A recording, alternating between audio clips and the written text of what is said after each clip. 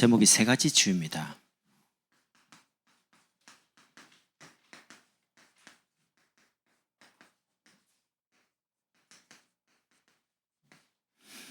여러분 예배 때마다 이렇게 좀 응답을 받으시면 좋겠습니다. 여러분에게 와 있는 문제, 또 사건, 마음에 답답한 그런 갈등이 있겠죠. 누구나. 그럼 이제 이거를 그냥 가만히 가지고 계시면 여러분 마음이 상해요. 자꾸 신앙생활이 더 힘들어지거든요. 그런 문제와 사건과 갈등 올 때 예배 오셔가지고 하나님께 질문을 하세요. 하나님, 이 문제에 대한 하나님의 계획이 뭡니까? 하나님이 허락하지 않으면 안 일어난다고 하는데 이 사건은 그러면 왜 일어났습니까? 그럼 나는 신앙생활 하는데 기쁨과 감사가 넘쳐야 되는데 왜 이렇게 좀 답답합니까? 왜 이렇게 자꾸 흔들립니까? 내 마음이 자꾸 낙심이 됩니까? 하나님께 질문을 하죠. 질문을 하고 나서 말씀을 듣는 겁니다. 그러면 하나님은 어떤 때는 그 질문에 대한 답을 설교 제목 가지고 답을 딱 주는 경우도 있어요. 이거는 제가 여러분에게 두루뭉실하게 말하는 게 제가 그렇게 응답을 받은 겁니다. 말씀을 딱 봤는데 설교 제목이 완전히 내 마음에 오는 경우도 있어요. 아니면 설교를 듣는 중에 설교 내용 중에 마음에 부딪히는 말씀이 있습니다. 아니면 성경 본문이나 설교 내용 중에 성경 구절이죠. 하나님 말씀, 기록된 말씀이 마음속에 부딪히는 경우도 있어요.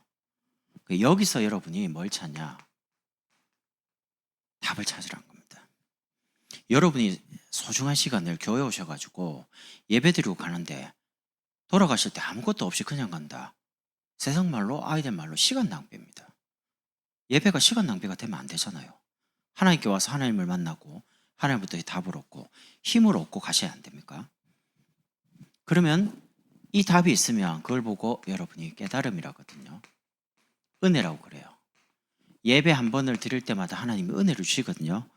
그러면 이게 내 생각인지 아니면 하나님 주신 게 맞는 건지를 모르잖아요. 지금 답을 얻긴 얻었는데 이게 내 생각일 수도 있고. 그러니까 그거를 어떻게 하시냐? 예배 때 가지고 말씀 가지고 또 확인을 하라는 겁니다. 한 번 예배 드리고 답 얻었어. 맞아. 그렇게 하지 마시고 또 예배 속에서 하나님께 이게 하나님 주신 말씀이 맞습니까? 아니면 내 생각입니까? 라는 걸 하나님께 질문을 하고 또 확인해 보시라는 겁니다. 이렇게 계속 반복을 하시면요. 예배 때마다 여러분 적어도 주일날 오전 후, 수요일날, 금요일 어떤 분은 새벽까지 오거든요. 그럼 말씀 들을 수 있는 기회들이 많잖아요. 그럼 요거를 계속 반복하면 여러분이 틀림없이 말씀의 인도를 받게 됩니다. 그리고 말씀 속에서 작은 응답들이 계속 쌓이게 됩니다. 그러면 여러분 신앙생활에 오는 게 뭐냐? 힘이 자꾸 생깁니다.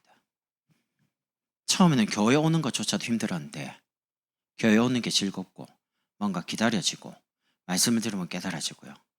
힘이 자꾸 생기면 하나 바뀌는 게요. 내가 어디로 가야 될지 길이 쫙 보이기 시작. 학생들이 내가 진로를 뭐 해야 될지, 뭘 택해야 될지 길이 쫙 보인다니까요. 직장 되면은 내 직장에서 어떻게 응답받고 어떻게 사람을 살지 길이 쫙 보입니다. 사업하는 사람에게는 사업의 중요한 만남을 통해서 길이 쫙 열립니다. 이게 이제 만남을 통해서 하나님 오거든요. 그러니까 일이 되는 사람 특징, 축복된 만남이 옵니다. 전도 되는 사람 가만 보세요. 주변에 딱 축복된 만남, 제자들이 다 붙습니다. 안 되는 사람 특징이 주변에 사람이 없어요. 그러니까 이런 응답을 이게 지금 어려운 게 아니거든요. 그러니까 여러분이 지금 말씀하신 걸 잘 이해를 해보시고 그래 하나씩 한번 해보시라니까요. 그런 중에 오늘 세 가지 치유입니다. 첫 번째는 말씀 치유입니다. 내 수준, 내 경험 속에서 듣는 말씀이 아니고요. 하나님의 말씀을 말씀대로 듣고 믿는 말씀 치유입니다. 여러분 말씀을 바르게 마음에 받으면 생각과 마음의 치유가 일어나고요. 변화가 일어나고 하나님의 능력이 내 삶에 자꾸 나타나기 시작합니다. 그래서 여러분이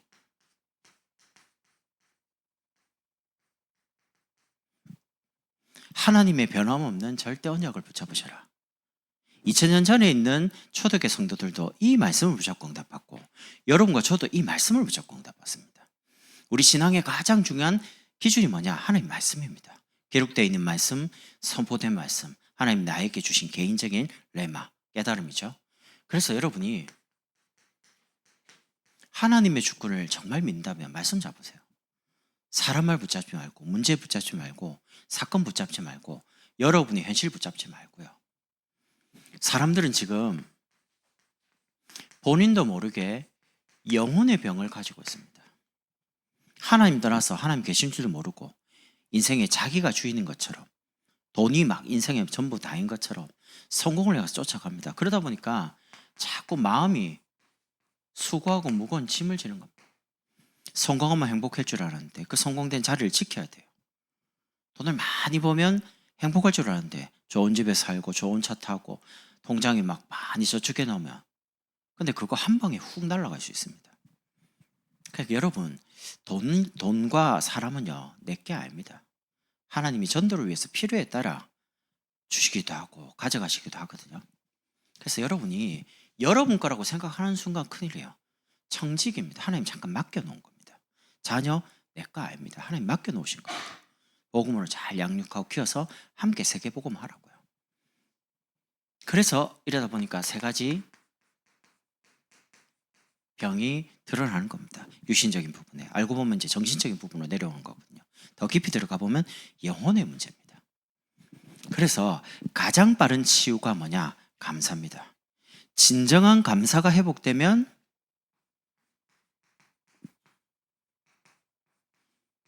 치유가 생깁니다. 치유가 일어났단 말은 믿음이 자꾸 생겨요. 여러분, 감사의 사람 보면 자꾸 믿음이 고백돼요. 근데 감사가 없는 사람, 불평, 원망, 사람, 핑계, 자꾸 이렇게 되죠. 그래서 말씀 가지고 주인을 빨리 바꿔야 됩니다. 여러분이 어느 장소에든지 여러분의 생각이 아무리 맞을지라도 다른 사람이 하는 이야기를 한번 가만히 들어보세요. 들어보면 거기서도 하나님의 음성이 있습니다. 그러니까 여러분이 고집을 피우지 마시고요. 하나님 말씀이 맞으면 그냥 가세요. 하나님 말씀이 아니면 기다려 보시고요. 사람들이 이런저런 말을 많이 합니다. 왜냐면 자기 경험이나 배운 지식 속에서 하는 말이거든요. 그게 틀린 게 아닙니다. 저는 전문인들 만나면 일단 많이 듣습니다. 왜냐면 저보다는 많이 공부하신 분이고 그 분야에 대해서 공부를 많이 하신 분이거든요. 그럼 배울 게 많아요. 삶의 규모도 있고 전문성에 대한 뭔가 마음 자세도 좀 다른 것 같고요. 그럼 배울 게 많아요. 심지어 아이들에게서 배울 게 많아요. 제가 위에 있을 때는 전도사님들이 하는 말 속에서도 참 부러운 게 많구나. 참 PK인데 참 자세나 이런 것들이 참 좋구나. 내가 저걸 배운다면 내한테 참 도움될 텐데. 여러분이 배울 수 있는 자세만 있다면 여러분 계속 갱신되어지고 성장할 수 있습니다. 근데 딱 내가 하는 말이 맞다 라고 주장해버리면 사실 답이 없어요. 세상에 제일 무서운 사람이 누군지 압니까? 책을 한 권 딱 읽고요. 그게 다래요. 답이 없어요, 진짜. 어떤 말도 안 먹혀요. 자기가 읽은 게 다기 때문에 다른 사람 지식, 다른 사람 의견을 받아들일 수가 없어요. 여러분이 육신적인 고집을 내세우지 말고 영적인 고집을 붙잡으시라니까요. 예배, 그건 고집이거든요. 말씀 안 나오면 안 움직인다. 하나님 말씀 맞으면 한다. 이런 영적 고집 말고는 육신적인 고집은 다 버리시라니까요. 아무 쓸데가 없어요. 고집 많으면 나이 들어갈수록요, 사람들이 내게서 떠납니다. 저는 여러분들 주변에 사람이 많이 모이기를 바라거든요. 여러분 주변에 사람이 북적북적하고 제자가 오고 막 같이 전도하기 위해서 막 이렇게 이야기도 하고, 그 인생이 살만 나는 거잖아요. 나이가 들어갈수록 주변에 아무도 찾아오지 않고 혼자 있다. 그럼 치매도 또 와요. 제가 외할머니가 보니까 왜 치매가 빨리 오냐 할 때 집에 혼자 있거든요. 대화 상대가 없어요. TV가 대화 상대예요. 하루 종일 눈 뜨면 TV 틀고 자기 전까지 TV 있다가 자고, 대화할 사람에서 말도 이제 내가 활동할 일이 없잖아요. 밖에 걸어 다니지도 않지. 그러니까 사실은 이제 혼자 있다는 것 자체만큼 육신적인 외로움도 없고요. 영적으로도 굉장히 고립돼요. 가능하면 여러분이 많은 사람과 어울려가지고요, 많은 사람과 대화할 수 있어야 되고, 많은 사람이 말한 걸 들을 수 있는 준비는 돼야 됩니다. 그래야지 세계복음 할 수 있거든요. 말씀 갖고 주인을 바꿔라. 가정의 주인이 내가 압니다. 그리스도가 주인입니다. 자녀의 인생의 주인이 누구냐? 내가 압니다. 하나님이십니다. 그래서 주인을 바꿨으면 이제 주인께 맡기는 겁니다. 맡기는 방법이 기도입니다. 하나님이 언약대로 주신 저 자녀를 하나님 언약대로 키워가십시오. 먹이고 입히고 세워가시도록. 그러면 주인의 말에 주인만 따르는 겁니다. 주님께서 우리를 원하는 길이 뭡니까? 사람 살리는 전도와 선교, 세계복음화입니다. 그 길로 지금 계속 인도하고 계십니다. 그래서 여러분과 제가 흔들리지 않는, 무너지지 않는, 어떤 응답 와도 교만하지 않고 어떤 상황에서 낙심하지 않는 영적인 절대 서밋으로요, 망대로 세워지는 겁니다. 신앙생활, 예수 믿는 것은 응답이 문제가 해결되고 그런 게 아니에요. 문제가 오면 감사하겠지만 문제와 상관없이 안 흔들리는 겁니다. 노예로 가도 괜찮고 감옥 가도 괜찮고요. 여호와께서 요셉과 함께 하심으로. 응답은 노예에서 나오는 게 응답이 아닙니다. 감옥에서 탈출하는 게 응답이 아닙니다. 그 현장 속에서도 하나님이 나와 함께 계시는 걸 확인하니까 흔들리지가 않는 거예요. 그래서 하나님을 향해 열심. 우리 가족방이 있는데 이제 아이들이 이제 아침에 일어나면 사문을 하고 툭 올려요. 우리 아이도 이제 아침에 그 메시지 듣고 노트에 적어요. 이제 식탁이 있어가지고 책상에 툭 하는데 아침에 뭐라고 적었냐? 하나님만 향해 일심하게 해주세요. 그건 별거 아닐 수 있습니다. 근데 그거를 계속하면 어떤 일이 벌어지냐? 말씀이 딱 심령 속에 박혀버립니다. 안 나와요.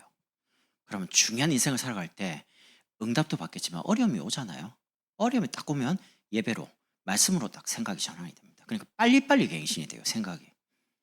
이게 무서운 거예요. 여러분의 마음이 하나님을 향해서 일심으로 딱 돼 있으면, 전심되면 우리는 변함없이 계속 지속해서 쓰임 받고요, 여러분 삶에는 응답과 간증의 열매가 계속 이어지는 겁니다. 두 번째는 기도 치유입니다. 문제 해결이 기도 아닙니다. 여러분이 기도를 응답받으셔야 되는데 기도를 응답하시는 분이 누구냐? 성령님이거든요. 그럼 성령님은 누구십니까? 우리의 기도를 들으시고 응답하시는 그 성령님은 하나님의 영, 그리스도의 영, 진리의 영, 곧 하나님이십니다. 성령님은 곧 하나님이십니다. 삼위일체. 그래서 우리가 할 일이 뭐냐? 하나님으로 충만한 겁니다. 그리스도로 충만, 하나님의 능력으로 충만을 받는 겁니다. 그걸 보고 성령 충만이라고 합니다. 제일 좋은 기도 제목이 뭐냐? 하나님으로 충만하게 하옵소서. 성령 충만을 내게 주십시오. 그럼 성령 충만은 누가 받습니까? 하나님의 자녀는 믿음으로 기도하면 누구든지 성령 충만 받을 수 있습니다. 하나님의 자녀만 받을 수 있습니다. 그러니까 그 결과 땅끝까지 증인이 되리라. 오직 성령이 너에게 임하시면, 나에게 임하면 예루살렘, 온 유대, 사마리아 땅끝까지. 하나님이 시간표를 따라 나, 개인, 가정, 가문, 지역 이렇게 번져가면서 하나님이 응답하시는 거죠. 여러분, 만약에 중요한 질병과 문제 앞에서 사단은 여러분에게 뭘 원하겠습니까? 여러분이 사단이라면 뭐 어떻게 하겠어요? 반대로 한번 생각을 해보세요. 낙심해라, 원망하다가 죽어라, 하나님 믿지 마, 실망해, 포기해, 이러겠죠. 반대로 하나님은 여러분에게 뭘 원하시겠습니까? 하나님은 여러분에게 최고 관심을 가지고 계시는데 그럼 여러분이 누구 앞에 서야 되겠습니까? 문제 앞에, 사건 왔을 때. 만약에 여러분이 굿을 한 3시간을 해버리면 어떻게 되겠죠? 악령 충만해질걸요. 와, 굿판에 한번 요즘 굿을 많이 안 하니까 어떨지 모르겠는데, 굿을 하면 센 귀신을 불러와서 약한 귀신을 확 쫓아내잖아요. 그럼 굿을 하고 있는 무당에게 센 귀신이 들어올 때까지 자기를 없앱니다. 자꾸 뜁니다. 갱가리 땡땡땡땡 차면서요. 방방 뛰잖아요. 그러고 이제 확 들어옵니다. 그러니까 몸을 비워야 되기 때문에 돈을 많이 받아요. 1,000만 원짜리, 2,000만 원짜리, 3,000만 원, 5,000만 원. 내림굿 같은 거 뭐 비싼 동네는 막 1억도 넘잖아요. 굿할 때, 내림굿 할 때. 그럼 만약에 반대로 여러분 성령 충만 받기 위해서 조금 기도하면 어떤 일이 벌어지겠죠? 눈이 확 이상합니까? 아닙니다. 성령 충만 이상한 게 아니고 가장 정상이 됩니다. 하나님으로 충만한 요셉, 주변의 사람들이 다 살았습니다. 이와 같이 여호와의 신에 감동된 사람을 어디서 찾겠냐? 네가 오늘 총리가 되라. 네 말 한마디 애굽이 움직이도록 해줄게. 너무 정상이라 말하는 게 전부 답이 돼요. 그 바로가 그 이집트의 신 아닙니까? 자기가 신입니다. 근데 그 바로가 말하기를 여호와의 신에 감동된 사람이라. 여러분이 직장에 계시면 여러분의 상사든 직장 동료든 간에 여러분의 말이 답이 되기 때문에, 어떤 문제가 탁 터졌을 때 응답이 되기 때문에요. 여러분을 함부로 할 수가 없어요. 그렇게 해서 사람을 끌고 가는 거지 뭔가 말이나 직위 가지고 끌고 가는 게 아닙니다. 교회도 마찬가지입니다. 직분을 하나님이 주신 이유는 하나님의 몸된 교회를 섬기라고 주신 것이, 직분이 계급장은 아니거든요. 제가 요즘 뭘 자료를 찾다가 유튜브 보면요, 교회에 대해서 이야기하는 많은 유튜브 이렇게 영상이 올라옵니다. 큰 교회가 쪼개졌다, 목사님이 뭐 아들 목사를 이제 물려주기 위해서 어떻게 했다. 제가 그런 걸 보면서 생각이 참 많습니다. 이대로 가면 한국 교회도 교회가 이제 점점 문 닫는 시대가 왔는데, 코로나 때 12,000개 교회가 문 닫았거든요. 더 가속화됩니다. 그럼 우리 교회는 어떻게 해야 될 거냐? 우리는 다음을 놓고 어떻게 준비해야 할 거냐? 여러분은 모르겠는데 저는 이제 목사다 보니까 그런 고민을 많이 해요.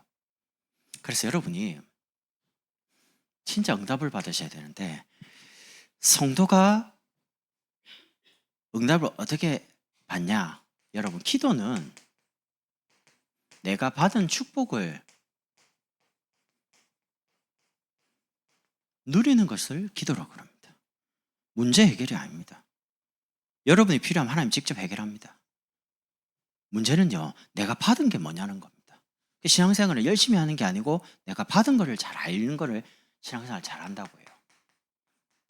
여러분의 신분이 하나님 자녀입니다. 하나님 자녀 말은 성령의 충만을 받을 수 있고 성령의 인도받을 수 있는 자격을 가졌다는 겁니다. 여러분이 기도를 많이 해서 응답받는 게 아닙니다. 응답받을 수 있는 신분이라서 응답받는 겁니다. 그리고 우리에게 주신 권세가 어마어마하죠. 하늘의 군대가 우리가 기도할 때 하나님 말씀을 이루기 위해서 심부름합니다. 눈에 안 보는 흑암 사단이 예수 이름 앞에 결박되기 시작합니다. 그리고 우리가 가야 될 천국 보장되어 있습니다. 천국이 다 바닥에 황금이라 안 합니까? 자, 가보고 싶어요. 지금까지 천국이 너무 좋아서 아무도 가면 안 와요. 너무 좋아가지고. 갔다가 온 사람이 없어요. 천국이 너무 좋아가지고. 막 성경에 보면요, 막 비온 흰택을 막 금이고 막 뭐 이거 어떻게 상상도 안 가고요. 막 완전 보석에다가 매일 하나님께 찬양하죠. 예배드리죠. 주님과 함께 막 얼마나 기쁘고 감사하겠어요. 슬픔도 없고 고통도 없고 눈물도 없고. 근데 안 가려고 그래요, 사람들. 그 좋은 천국을. 좀 이따 갈게요, 그래요, 다들. 좋은데.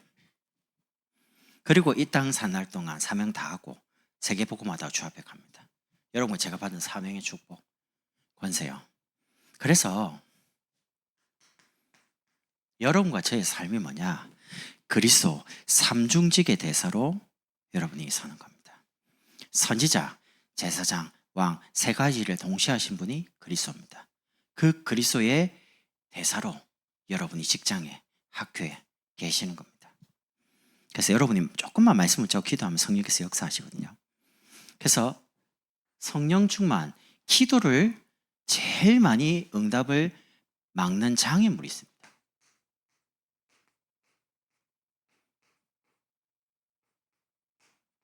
기도 응답을 방해하고 여러분이 받아야 될 응답을 못 받게 만드는 장애물. 그게 상처입니다. 그러니까 이거 어쨌든 없애야 돼요. 알면 없앨 수 있습니다. 치유받을 수, 모르는 사람이 더 많습니다. 나 치유받을 거 없어. 겁나게 무서운 사람들입니다. 고칠 거 없어. 나는 완전해. 바울이 그랬거든요. 율법으로는 흠이 없다라고 표현을 했습니다. 바리새인 열심히 합니까? 보통 사람 아니거든요. 그럼 이제 답이 없어요. 나 다 알아. 제일 무서운 사람이야. 진짜. 근본 상처가 치유돼야 되는데 하나님이 주신 것으로 만족이 안 된다. 그럼 큰일 나겠죠. 그러니까 자꾸 불순종이 나오고 자꾸 말씀을 떠나는 겁니다. 그거 왜 그러냐면 과거에 상처로 말미암아 내게 뿌리 내린 게 있어요. 근데 괜찮습니다. 예배드리고 기도한다면 이것도 치유되고 회복될 수 있습니다. 그러니까 희망이 뭐냐? 예배가 되고 있냐? 희망적인 사람이에요. 아무리 잘 나가고 성공돼도 예배 자리 없으면 불안한 사람이에요. 언젠가는 무너져요. 바벨탑처럼. 그래서 실제 상처가 왜 그러면 치유가 안 되냐? 이게 마음과 생각, 뇌 속에 다 각인이 되어 있기 때문에요. 이 과거가 치유가 되기 시작하려면 과거가 상처가 아닌 발판이 돼야 됩니다. 그러면 여러분이 과거를 볼 때 눈물이 나야 될 게 아니고 복음 깨달으라고, 그리스도를 체험하라고, 나에게 기도를 하라고, 하나님의 말씀을 기억하고 하나님이 문제와 사건을 가지고 내 몸에다가, 인생에다가 메시지를 새기고 있는 시간이거든요. 그러니까 아무것도 상처가 아니에요. 복음 안에 있다, 예배 안에 있다, 그게 상처가 안 됩니다. 은혜 안에 있다면 상처가 아니라 하나님의 메시지가 되는 거예요. 발판이 되는 거죠. 그럼 사단의 속임수에 속지 않게 됩니다. 그래서 실제로 치유받는 사람 특징, 감사합니다. 본인도 모르는 상처, 지금까지 살아오면서 받았던 상처, 이런 것들이 몸에 드러납니다. 질병을 통해서. 그런데 의사의 도움과 약을 먹기도 하고요. 예배 드리면서 조금만 기도하면 진짜 성령의 역사로 치유되면요, 재발이 없습니다. 근데 이상한 건요, 의사들도 말을 합니다. 수술하기 위해서 칼을 딱 댔다, 언젠가는 재발해요. 참 신기해요. 무슨 원리인지는 잘 모르겠는데, 안 믿든 뭐든 간에 그게 이제 눈에 보이지 않게 뭐가 번지나 봐요. 보이지 않는 미세한 게. 영적인 것도 마찬가지입니다. 우리가 불신앙할 때 오는 여러 가지 손해들이 많거든요, 영적으로. 반대로 믿음을 생길 때, 믿음 고백을 할 때, 감사를 회복할 때 어마어마한 영적인 변화들이 일어나기 시작합니다. 우리 주변에 흑암이 무너지기 시작하고요, 하나님 나라가 임하고 막 성령께서 역사하시거든요. 그래서 하나님 주신 말씀을 말씀대로 받을 수 있는 말씀 치유, 하나님의 성령의 역사를 제한하지 마세요. 우리 수준 가지고. 성령은 시공간을 초월할 수 있어요. 오늘 우리가 예배드리는 이 시간에 우리가 관계된 모든 현장에 자녀들, 직장 현장, 관계된 현장에 흑암을 꺾을 수 있습니다. 시공간을 초월하니까. 시공간을 초월하는 분은 하나님 한 분밖에 없습니다. 사단도 제약을 받습니다. 미국에 있는 사단, 귀신, 한국에 있는 조직을 가지고 있거든요. 시공간을 초월 못해요. 시공간을 초월할 수 있는 하나님밖에 없어요. 전능자.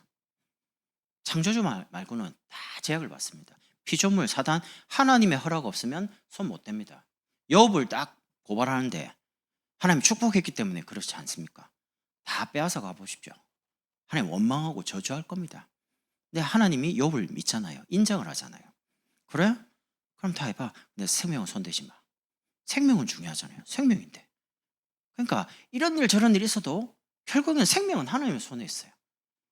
여러분의 생명과 저의 생명도 하나님 손에 있고, 우리를 그렇게 어렵게 만드는 핍박하는 사람도 생명을 하나님의 손에 가지고 있고, 하나님의 주권이거든요. 그래서 오늘 본문 보면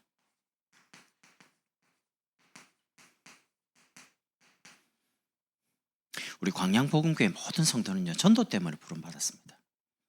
그래서 전도를 위해서 제일 먼저 기존 조직부터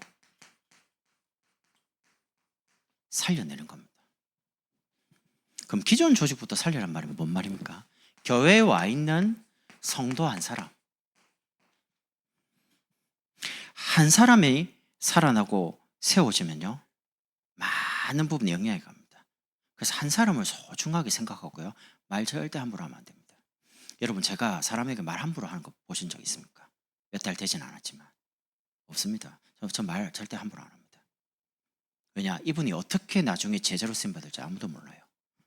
그래서 지금 단정 안 하는 겁니다. 왜냐하면 만난 지 얼마 안 됐으니까, 몇 개월밖에 안 됐거든요. 함부로 사람에 대해서 판단 안 하고, 함부로 이 사람이 어떻게 될지를 이렇게 단정 짓지 않아요. 제가 제자에 대해서 사람을 사역을 하다 보니까 오래 지켜보는 편이거든요. 오래 지켜본다는 말은 하나님이 어떻게 하실지를 놓고 말씀을 따라 같이 인도받아가는 거지 섣불리 판단하지 않습니다. 특히 자녀에 대해서 함부로 판단하지 마세요. 우리의 경험과 수준 가지고 아이를 판단해버리면요, 그 틀 안에 아이가 갇힙니다. 그럼 못 자랍니다. 여러분 아시죠? 오이가 네모난 오이가 있습니다. 왜냐하면 딱 자랄 때 네모난 팩에 딱 집어넣으면 썰기 딱 편하게 딱 그러면 그 틀이 얼마나 무섭냐면, 그 틀에 딱 갇히면요, 모양이 그렇게 딱 나와요. 복음 안이라는 틀에 딱 갇혀야지, 율법, 신비, 인본, 세상의 틀에 딱 갇혀버리면요, 이건 말씀이 안 들려요. 그래서 교회는 한 사람 한 사람씩 조금 부족하고 연약하지만 기다려주고, 말할 거 많지만 입 딱 닫고요. 기도해주고. 제일 빠른 건 기도가 제일 빠르지 말이 안 빠르더라고요. 저도 말해봤지만 아이들에게 이래라. 다 잔소리입니다. 교회 제가 잔소리 만약에 하면 여러분 못 견딥니다. 아니 집사님이 그것도 몰라요? 내가 이렇게 해볼까요 한번? 권사님 똑바로 하세요. 이래버리면 덜덜덜덜 뽑긴다니까. 교회가 목사님이 막 강단에서 때리까지 뺑 돌려가 딱 때리지. 내가 그거 많이 당해봤거든요. 겁나 기분 나쁘더라고요. 저 분명히 내 이야기인 것 같은데 본인이 알아요 그거를. 돌린다고 해갖고 그렇게 돌리는 게 아니. 차라리 그냥 편하게 말을 하지. 이런 게 있는데 이거 맞냐? 왜 안 하면 좋겠다. 차라리 그럼 우선은 조금 기분 나쁠 수 있는데 생각하고 고칠 수 있거든요. 근데 그거를 딱 상한 감정을 숨기고 있다가 싹 돌려가고 탁. 이 목회자 영적 문제인 것 같아요. 왜 탁 때리는 거 까거든요. 왜? 메시지 하도 많이 들어가. 이게 성경 가지고 까면요 이게 대책이 없어요. 성경이 딱 기준이니까 딱 들으면 맞는 말인데 딱 들으면 기분 나빠요. 마음이 상해요. 그래서 그래 안 합니다. 한 사람 진짜 한 사람 한 사람을 소중하게요. 교회에 오는 제가 죄송해요. 뭐 안 오시니까 그 처음에 툭 만났는데 저분 나이가 많으신데 왜 혼자 늘 있지? 한 번은 교회 차를 툭 가는데 교회 차를 툭 타더라고. 누구십니까? 그러니까 자기 성도래요. 근데 보니까 성도님이에요. 집에 저긴데 좀 태워달라는 거예요. 제가 반대길인데 태워드릴까요? 그러니까 반대로 가네? 라더니 내리시더라고요. 그게 이화영 집사님입니다. 근데 솔직히 어떻게 사는지 나이는 많은데 밥은 드시는지 솔직히 어머니 같은 분이니까 궁금하잖아요 사실은. 그래서 이제 장로님께 신방을 좀 잡아주면 좋겠습니다. 이제 다음 주 잡혀 있거든요. 근데 이제 한 번 지난번에 뭐라고 하냐면 눈물이 약간 글썽하더니 집사님 이래요. 아들이 있었는데 아들이 돌아가셨대요. 그 말 듣는데 마음이 약간 혼자 있다는 말인가? 뭐 이런 생각도 들기도 하고 참 외롭겠다. 이런 생각이 드니까 교회 올 때마다 일부러 안녕하세요 집사님. 일부러 한 번이라도 손 한번 잡아보고. 왜냐면 그때 아니면 잡아볼 수가 없잖아요. 주일 말고는 잘 안 오시니까. 그게 이제 마음이에요. 한번. 그분이 교회 와서 일을 한다 안 한다 헌금한다 아무 상관없습니다. 교회로 오고 있다는 게 중요한 겁니다. 구역 예배 그 공과 때 오시잖아요. 저 어른이 저 메시지가 이해될까? 근데 딱 보면 그거 앉아갖고 그 메시지 듣고 있어요. 야 보통 분이 아니네. 저 메시지 속에서 답을 얻고 힘을 얻고 있는 건가? 뭐 이 궁금한 거예요. 그래서 내가 신방을 다니는데 어떤 집사님이 저한테 뭘 주더라고 이거 드시라고. 근데 그렇게 주는 분들이 꽤 많아요. 그래서 제가 이런 생각, 그 좋은 거 다 먹으면 몸에 독이 쌓여요. 좋은 거는 나눠 먹는 거야.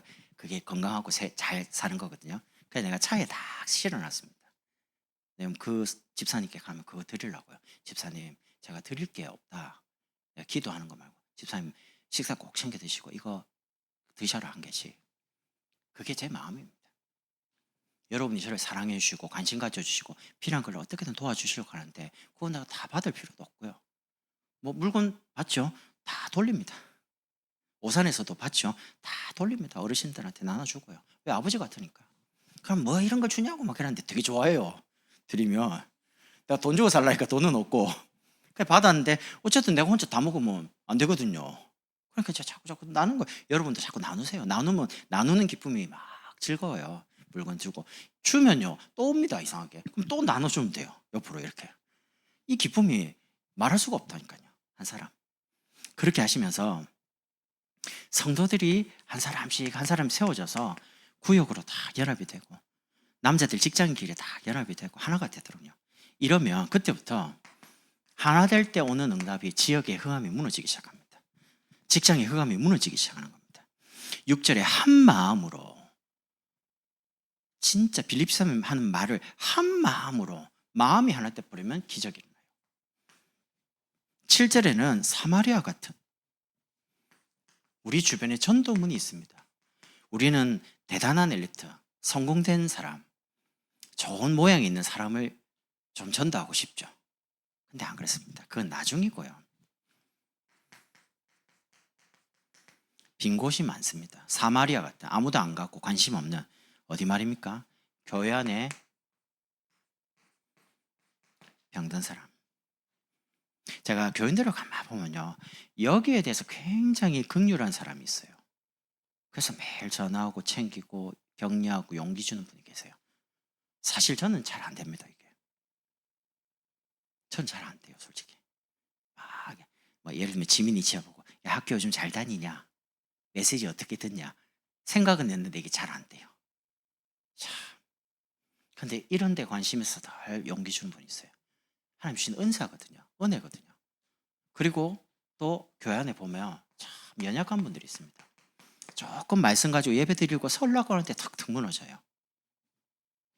그리고 교회는 소외되어 있는 사람이 있습니다. 아무 관심이 없는, 교회를 오는지도 안 오는지도, 안 와도 연락을 안 하고 왔는 줄도 모르고. 근데 우리 교회는요, 그렇지가 않아요. 교회 숫자가 많지 않아서 그런지. 이번에 집사님이 등록하셨잖아요. 점심때 커피를 한 잔 마셨는데 너무 좋대요. 가족 같은 우리 교회 지금 숫자에서 좀 부흥을 해가 좀 응답받아 성장해도 우리는 평생 가족같이 삽시다. 200명, 300명, 500명 돼도 몰라. 이제는 우리 구역만 챙길래, 우리 지역만. 그런 거 없습니다.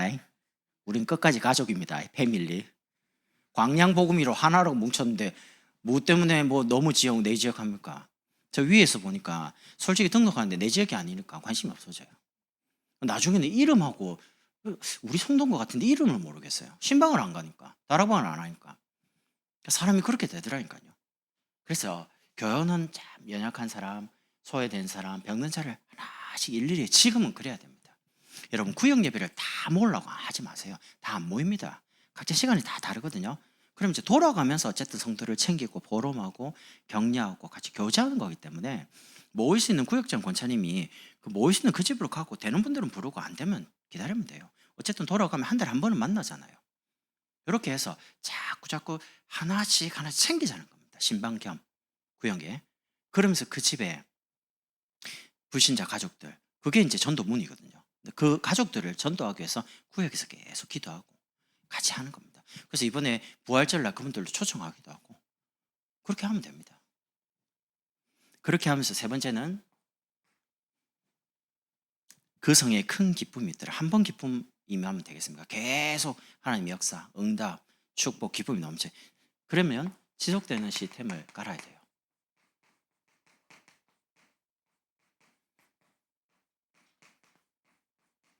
그게 뭐냐?